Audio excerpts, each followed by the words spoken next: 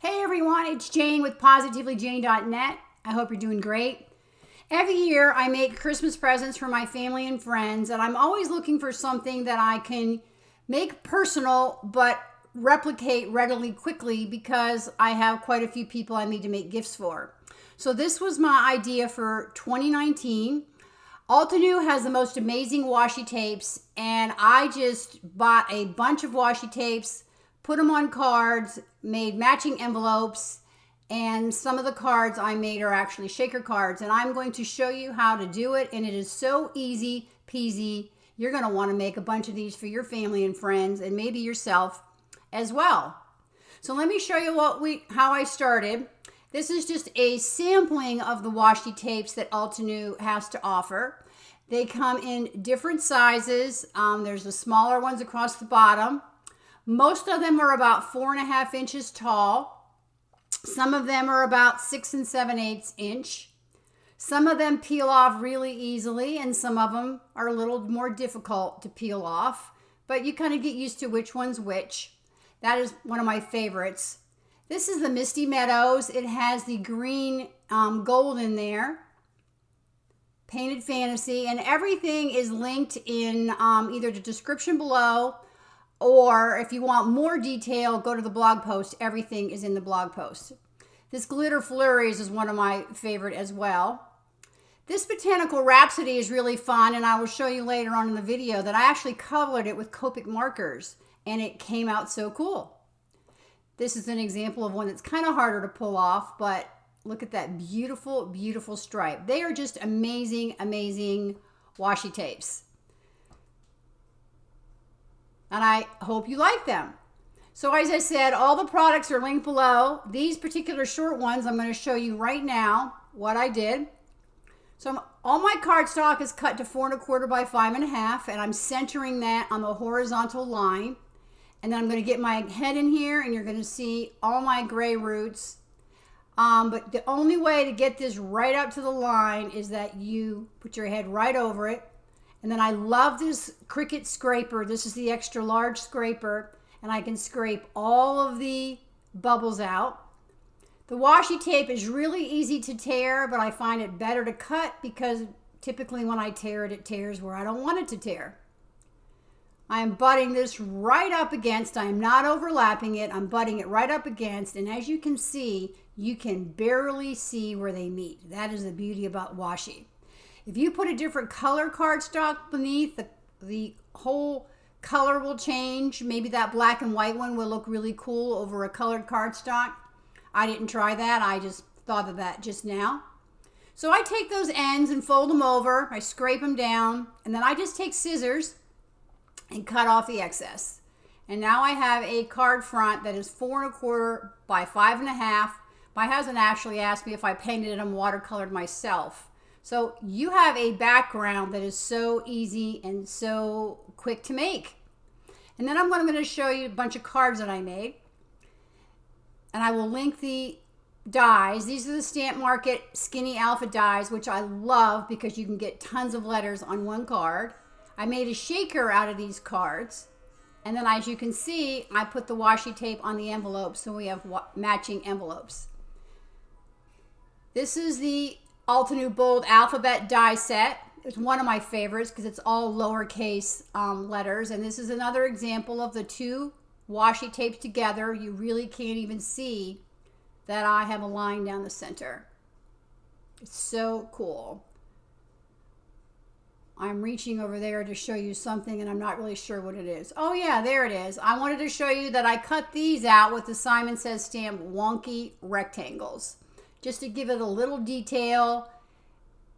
And here's another one that I used in that background that I used to cut that out. Will be linked in the products below.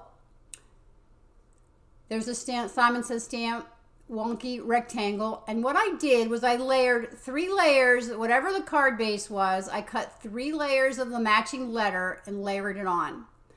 The majority of the cards I use the Altenew Party Banner and Pocket Banner dies. Say that 3 times fast.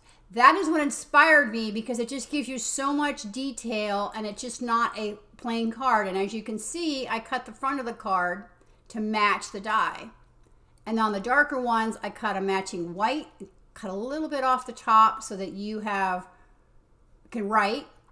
Here's the example of the Botanical Rhapsody. I used Copics. I put down a quick layer and then I took a microfiber cloth and wiped it off. And here's an example of colored and not colored. I personally tend to like the colored a little bit better. Here's another example and my last example to show you right now.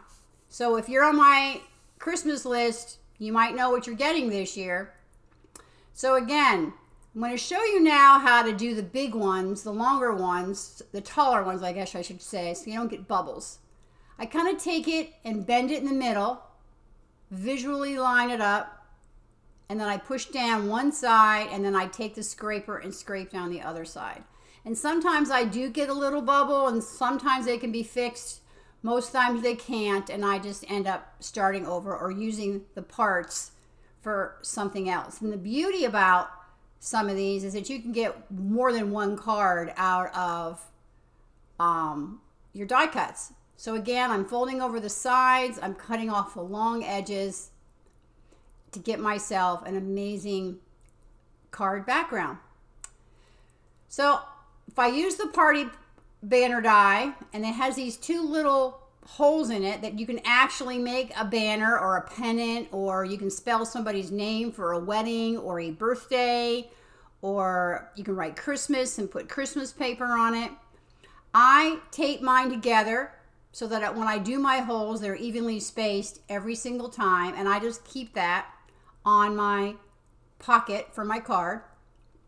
And then what I'm going to do is I'm going to cut it out, and as you can see, this is a very well-loved die. What I do is I take a piece of tape and let it hang off the outside edge on both edges. I line this up, and it's kind of slippery because it's washi tape. It's not like paper, it's a little slick. And I take those edges and I fold them over and I push them down tight.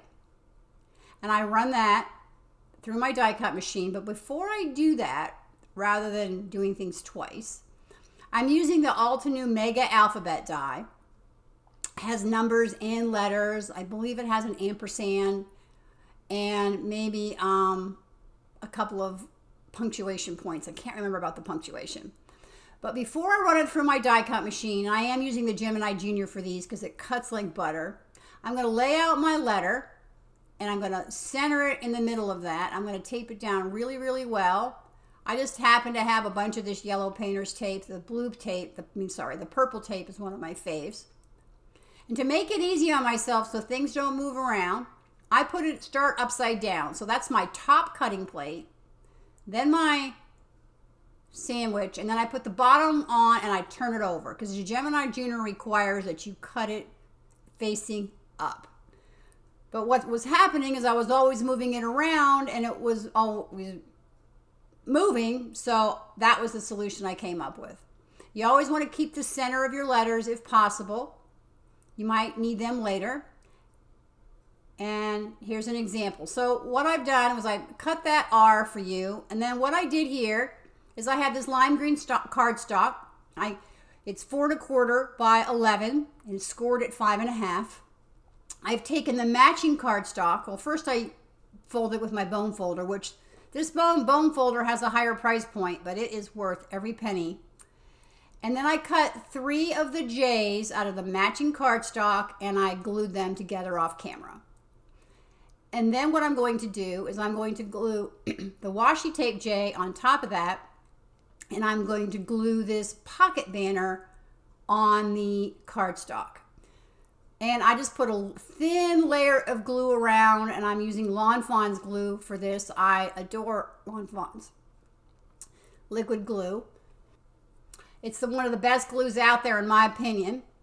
And I am putting the washi tape glue that I cut out, J, not glue, on top of those 3 stacked green J's. I'm going to glue this, making sure that the tops align and the sides are relatively even. I'm a human. I don't always cut everything out exactly straight. As Jennifer McGuire says, we are handmade, not Hallmark. And I'm going to place that J right on top of there. You can see a little bit of the dimension from here. And I usually put something heavy on top to keep it glued, but for the sake of the video, I didn't want to spend the time. And then I just take my scissors and I just cut the die. And you notice the scissors are relatively straight and I move what I'm cutting. That is how I can get an even cut. And then I cut those rounded corners off, and you can see this card base is just a little bit wider than that die, so I'm just cutting it off. Cutting off those corners to make them rounded so they're not sticking out.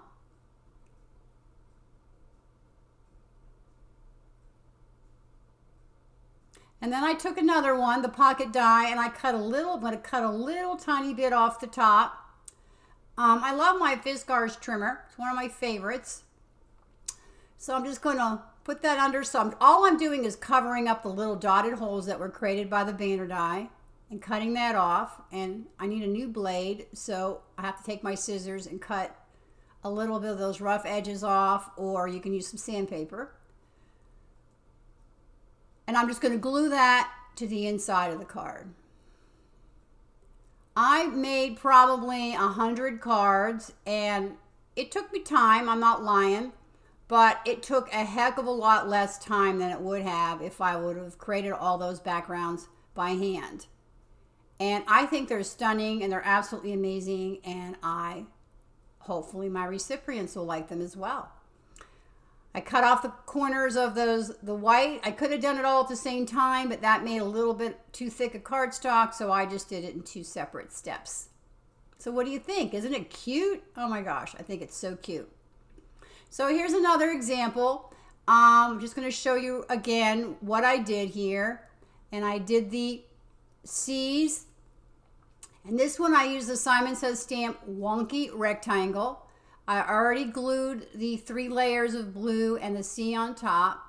And I'm just going to glue this to it. And these make amazing shaker cards as well. I did not do these particular style in shaker cards. I did something a little bit different.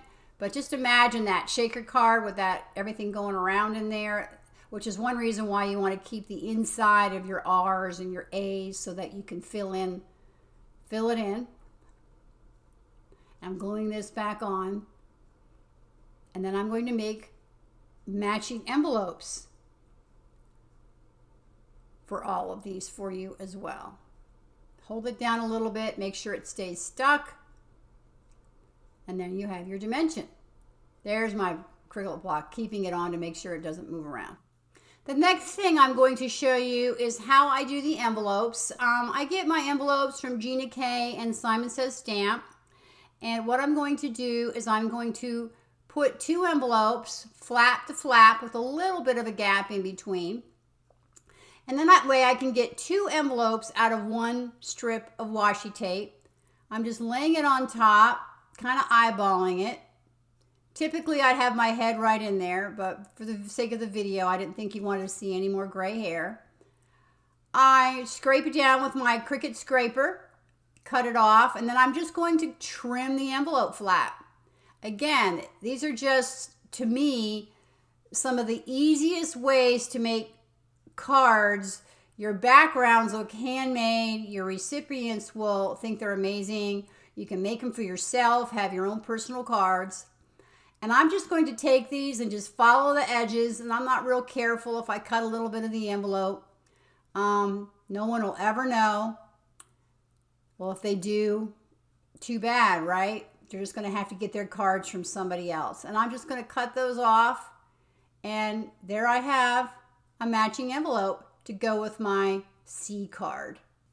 So what I'm going to show you next is an example of why you want to keep the middle, as you see with this R here. You can make cards, and when you're doing your card, you want to make sure that you keep the inside of the card so you don't see the white or the blue or whatever's behind it.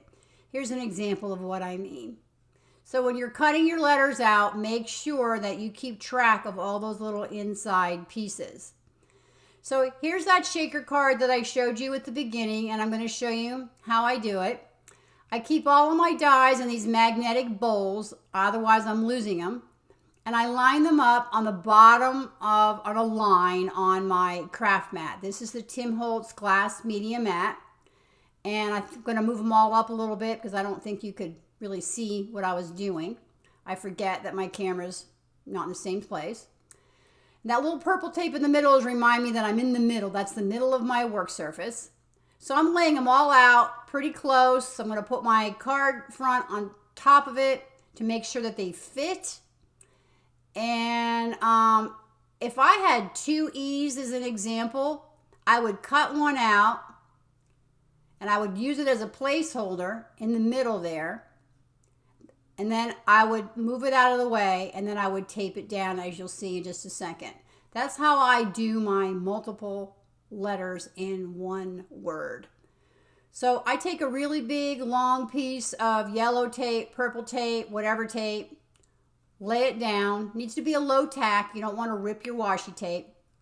And that way I'm guaranteed to have straight, even letters. I'm going to lay it right down, right in the middle. There's the head. And I'm going to push it down really well so it doesn't move on me. Another thing I like to do is use my T-ruler to make sure that my letters are straight. Need to move that just a tiny little bit. Push those edges down so it doesn't come up. Fold the ends down behind my card, and then I'm going to run that through my die cut machine. And I have done this whole video in real time because I feel that sometimes we do speed it up and we really can't see what we're doing. So here's your smile, and again, I have the insides of the E that I don't want to lose, so I want to make sure I'm grabbing a hold of that first thing, poking that out, making sure I don't lose that. So I'm using Hero Arts acetate sheets for these. These are some of my favorite, and I'm cutting it to make sure that it fits. And I put a little bit of glue on the back of liquid glue on the back of my die cut. And I'm going to put a little bit of glue in the middle of all those things that stick, pieces that stick out. But I want to make sure when I put my acetate on, that doesn't squeeze out and get all over your acetate. That just makes me crazy because you always see it. It's like a dirty window. So I'm going to lay my drops down and I'm going to take my finger and I'm going to push down on all those areas.